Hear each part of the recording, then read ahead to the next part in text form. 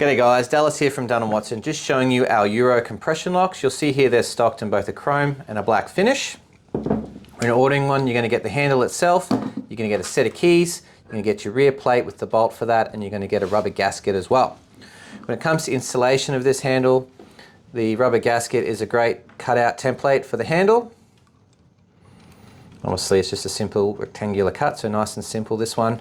And then once it's fitted, this rear plate clamps on and then it bolts from the rear. Great thing about a rear plate like this is obviously there are no visible screws from the front, which is a cleaner look and obviously another advantage for security.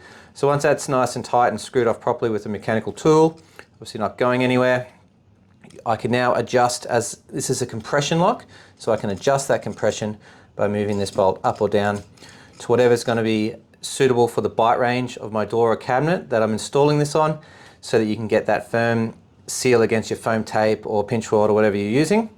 You'll see obviously it's key locking. Got an unlocked one here, so just like any key locked, you've got plenty of security when you walk away from your camper or toolbox or wherever this is installed.